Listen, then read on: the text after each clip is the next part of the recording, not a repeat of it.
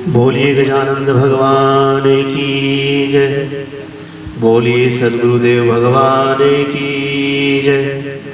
बोलिए शिव महापुराण की जय। बोलिए शिव शंकर भगवान की जय।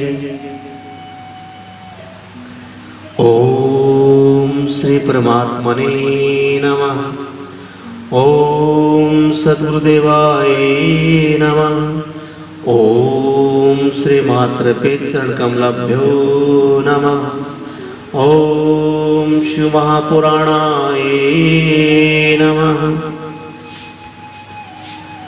आइए महाराज, शिव महापुराण में भगवान गणेश जी की बाल लीलाओं का आज हम श्रवण करेंगे। नारद जी ने ब्रह्मा जी से पूछा कि हे तात, मैंने गणेश जी के जन्म संबंधित अनुपम वृत्तांत तथा परम पराक्रम से विभूषित उनका दिव्य चरित्र भी सुन लिया। हे देवेश्वर, उसके बाद कौन सी घटना घटी उसका वर्णन कीजिए, क्योंकि हे पिताजी, शिव और पार्वती का उज्जवल यश महान आनंद प्रदान करने वाला है। ब्रह्मा जी कहते हैं, हे मुनि श्रेष्ठ, तुम तो बड़े कारुणिक हो, तुमने बड़ी उत्तम बात पूछी है। हे नारद जी, अच्छा अब मैं आपका वर्णन करता हूं, सुनिए। ये ध्यानपूर्वक सुनना आप। हे विपेंद्र, शिव को और पार्वती अपने दोनों पुत्रों की बाल लीला देख देख कर महान प्रेम में मगन रहने लगे थे। पुत्रों का लाड प्यार करने के कारण माता पिता का सुख दिनों दिन बढ़ता जा रहा था और वे दोनों कुमार प्रतिपूर्वक आनंद के साथ तरह तरह की लीलाएं करते थे। हे नारद जी, वे दोनों बालक स्वामी कार्तिकेय और गणेश भक्ति पूर्ति चित्त से सदा माता पिता की परिचर्या किया करते थे। इससे माता पिता का महान स्नेह षणमुख और गणेश पर शुक्ल पक्ष के चंद्रमा की भांति दिन प्रतिदिन बढ़ता ही गया। एक समय शिव और शिवा दोनों प्रेम पूर्वक एकांत में बैठकर यूं विचार करने लगे कि हमारे ये दोनों पुत्र विवाह के योग्य हो गए हैं। अब इन दोनों का शुभ विवाह कैसे संपन्न हो? हमें तो जैसे षडानंद प्यारा है, वैसे ही गणेश भी। ऐसे चिंता में पड़ करके वे दोनों लीलावश आनंद मग्न हो गए। हे मुने, माता पिता के चित्त को जान करके उन दोनों पुत्रों के मन में भी विवाह की इच्छा जाग उठी। वे दोनों पहले मैं विवाह करूंगा और पहले मैं विवाह करूंगा यो बारंबार कहते हुए परस्पर विवाद करने लगे। तब जगत के आधीश्वर वे दोनों दंपत्ति पुत्र की बात सुन करके लौकिक आचार का आश्रय लेकर परम विस्मय को प्राप्त हुए। कुछ समय के बाद उन्होंने अपने दोनों पुत्रों को बुलाया और उनमें इस प्रकार कहा। पार्वती जी कहने लगी, हे सुपुत्रों, हम लोगों ने पहले से ही एक ऐसा नियम बना रखा है जो तुम दोनों के लिए सुखदायक होगा। अब हम यथार्थ पूर्वक उसका वर्णन करते हैं, तुम लोग प्रेम पूर्वक सुनो। हे प्यारे बच्चों, हमें तो तुम दोनों पुत्र समान एक जैसे प्यारे हो, किसी पर विशेष प्रेम हो ऐसी बात नहीं है। अतः हमने तुम लोगों के विवाह के विषय में एक ऐसी शर्त बनाई है जो दोनों के लिए कल्याणकारी, जो सारी पृथ्वी की परिक्रमा करके पहले लौट आएगा, उसी का शुभ विवाह पहले किया जाएगा। अर्थात भगवान शिव और मां पार्वती ने ये शर्त रख दी कि सबसे पहले जो पृथ्वी की परिक्रमा करके लौटेगा उसका विवाह पहले होगा। ब्रह्मा जी कहते हैं, हे मुनि, माता पिता की यह बात सुन करके शरजन्मा महाबली कार्तिकेय तुरंत ही अपने स्थान से पृथ्वी की परिक्रमा करने के लिए चल दिए, परंतु अगाध बुद्धि संपन्न गणेश जी वहीं खड़े रह गए। वे अपनी माता पिता की कृपा से अपनी उत्तम बुद्धि का आश्रय लेकर बारंबार मन में विचार करने लगे कि अब मैं क्या करूं, कहां जाऊं। परिक्रमा तो मुझसे हो नहीं सकेगी, क्योंकि कोस भर चलने के बाद आगे मुझसे चला नहीं जाएगा। फिर सारी पृथ्वी की परिक्रमा करके मैं कैसे सुख प्राप्त कर सकता हूं। ऐसा विचार करके गणेश जी ने जो पहले कुछ किया उसे सुनो। उन्होंने अपने घर लौट करके विधिवत स्नान किया, माता पिता से इस प्रकार कहा। गणेश जी कहने लगे, हे पिताजी एवं माताजी, मैंने आप लोगों की पूजा करने के लिए यहाँ 2 आसन स्थापित किए हैं। आप दोनों इस पर विराजमान होइए और मेरा मनोरथ पूर्ण कीजिए। ब्रह्मा जी कहते हैं, हे मुने, गणेश जी की बात सुनकर के पार्वती और भगवान शंकर उनकी पूजा ग्रहण करने के लिए आसन पर विराजमान हो गए। तब गणेश जी ने उनकी विधिवत पूजा की, बारंबार प्रणाम करते हुए उनकी 7 बार प्रदक्षिणा की। बेटा नारद, गणेश तो बुद्धि सागर थे ही, वे हाथ जोड़ करके प्रेम मगन माता पिता की बहुत प्रकार से स्तुति करके बोलने लगे, हे माता जी तथा हे पिताजी, आप लोग मेरी उत्तम बात सुनिए और शीघ्र ही मेरा शुभ विवाह कर दीजिए। ब्रह्मा जी कहते हैं, हे मुने, महात्मा गणेश का ऐसा वचन सुन करके वे दोनों माता पिता बुद्धिमान गणेश से बोले, हाँ बेटा, तू पहले काननों सहित इस पृथ्वी की परिक्रमा तो करके आ।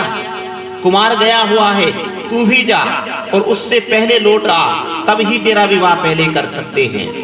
ब्रह्मा जी कहते हैं, हे नारद जी, नियम परायण भगवान गणेश जी माता पिता की ऐसी बात सुन करके कुपित होकर तुरंत बोल उठे, हे माता जी तथा हे पिताजी, आप दोनों सर्वश्रेष्ठ धर्म रूप और महाबुद्धिमान हैं, अतः धर्म अनुसार मेरी बात सुनिए।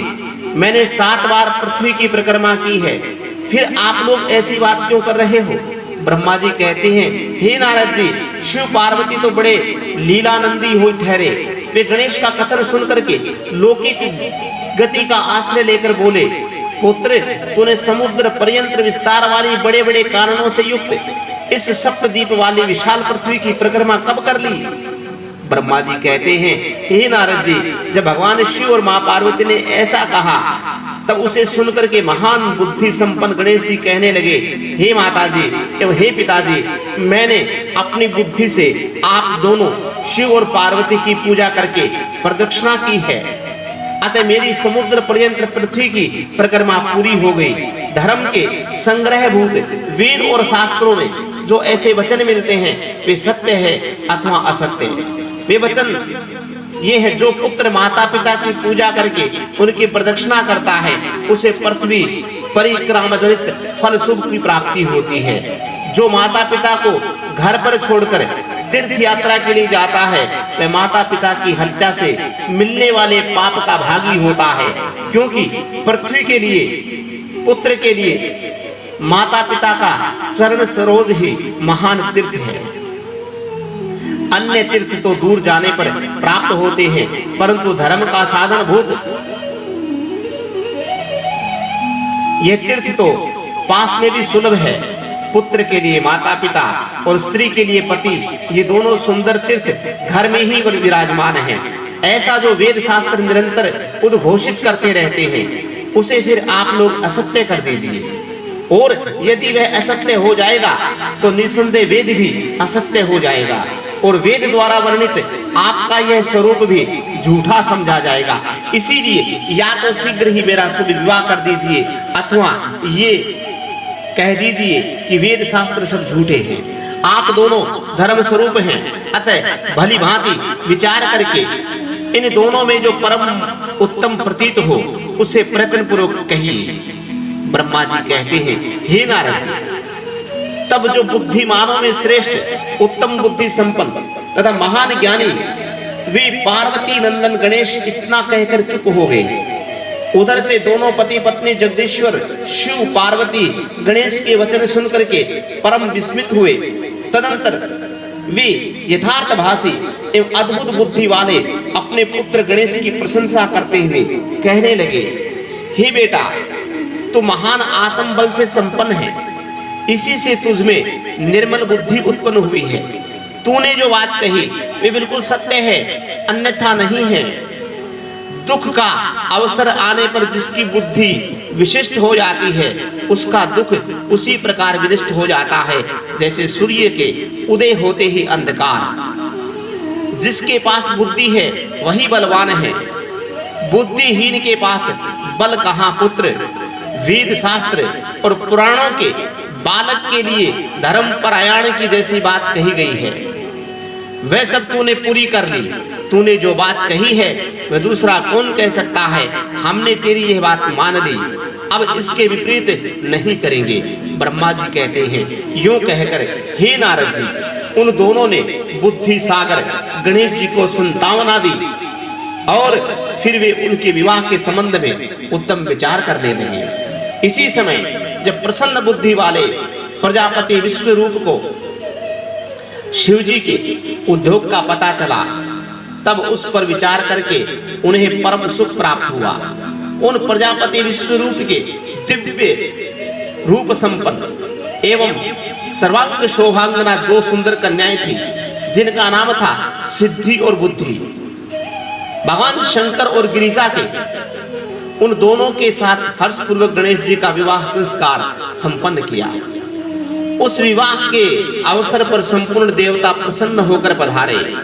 उसी समय शिव और पार्वती का जैसा मनोरथ था, उसी के अनुरूप विश्वकर्मा ने वह विवाह किया। उसे देख करके ऋषियों तथा देवताओं को परम हर्ष प्राप्त हुआ। हे मुने, गणेश जी को भी उन दोनों पत्नियों से मिलने से जो सुख प्राप्त हुआ, उसका वर्णन नहीं किया जा सकता। कुछ काल के पश्चात महात्मा गणेश के उन दोनों पत्नियों से दो दिव्य पुत्र उत्पन्न हुए। उनमें गणेश पत्नी सिद्धि से क्षेम नाम का पुत्र पैदा हुआ और बुद्धि से परम सुंदर पुत्र को जन्म दिया, जिसका नाम लाभ रखा गया। इसी प्रकार जब गणेश अचैतन्य सुख का भोग करते हुए निवास करने लगे, तब दूसरे पुत्र स्वामी कार्तिकेय पृथ्वी की परिक्रमा करके लौटे। उसी समय नारद जी ने आकर कुमार स्कंद को सब समाचार सुनाए। उन्हें सुनकर के कुमार के मन में बड़ा क्षोभ हुआ और वे माता पिता शिव और पार्वती के द्वारा रोके जाने पर भी न रुक करके क्रौंच पर्वत की ओर चले गए। हे देवऋषि, उसी दिन से शिव पुत्र स्वामी कार्तिकेय कुमार तत्व कुमारापन प्रसिद्ध हो गया। उनका नाम त्रिलोकी में विख्यात हो गया। वह शुभदायक, सर्व पापहारी, पुण्यमय और उत्कृष्ट ब्रह्मचर्य की शक्ति प्रदान करने वाला है। कार्तिक की पूर्णिमा को सभी देवता, ऋषि, तीर्थ मुनीश्वर सदा कुमार का दर्शन करने के लिए क्रौंच पर्वत पर जाते हैं। जो मनुष्य कार्तिक की पूर्णिमा के दिन कृतिका का नक्षत्र का योग होने पर स्वामी कार्तिकेय का दर्शन करता है, उसके संपूर्ण पाप नष्ट हो जाते हैं और उसे मनोवांछित फल की प्राप्ति होती है। इधर स्कंद का बिछोह हो जाने पर उमा को महान दुख हुआ। उन्होंने दीन भाव से अपने स्वामी शिव से कहा कि हे प्रभु, आप मुझे साथ लेकर के वहां चलिए। तब प्रिय को सुख देने के लिए निमित्त स्वयं भगवान शिव अपने एक अंश से उस पर्वत पर गए और सुखदायक मल्लिका अर्जुन नामक ज्योतिर्लिंग के रूप में वह प्रतिष्ठित हो गए। वे सत्पुरुषों की गति तथा अपने सभी भक्तों के मनोरथ पूर्ण करने वाले हैं। वे आज भी शिवा के सहित उस पर्वत पर विराजमान हैं। हे बेटा नारद, वे दोनों शिवा और शिव भी पुत्र स्नेह से विहीन होकर के प्रत्येक पर्व पर कुमार को देखने के लिए जाते हैं। अमावस्या के दिन वह स्वयं शंभु पधारते हैं और पूर्णिमा के दिन पार्वती जी जाती है। हे मुनीश्वर, तुमने स्वामी कार्तिकेय और गणेश जी का जो वृतांत मुझसे पूछा, वह सब मैंने तुमसे कह सुनाया। इसे सुनकर के बुद्धिमान मनुष्य समस्त पापों से मुक्त हो जाता है और उसकी सभी शुभ कामनाएं पूर्ण हो जाती है। जो मनुष्य इस चरित्र को पढ़ता अथवा पढ़ाता है या सुनता अथवा सुनाता है, निसंदेह उसके सभी मनोरथ सफल हो जाते हैं। ये अनुपम आख्यान पापनाशक, कीर्तिपद, सुखवर्धक, आयु बढ़ाने वाला, स्वर्ग की प्राप्ति कराने वाला, पुत्र पौत्र की वृद्धि करने वाला, मोक्ष पद, शिव जी के उत्तम ज्ञान का प्रदाता, शिव पार्वती में प्रेम उत्पन्न करने वाला और शिव भक्ति वर्धक है। यह कल्याणकारक शिव के अद्वितीय ज्ञान का दाता और सदा शिवमय है। अतः मोक्षकामी तो निष्काम भक्तों को सदा इसका श्रवण करना चाहिए। इसी के साथ रुद्र संहिता का कुमारखंड अध्याय यहाँ पे विश्राम करते हैं। अब आगे रुद्र संहिता का पंचम खंड प्रारंभ होगा, जिसको युद्ध खंड कहा जाता है। शिव महापुराण की बोली गजानंद भगवान की नमः पार्वती पते हर हर महादेव।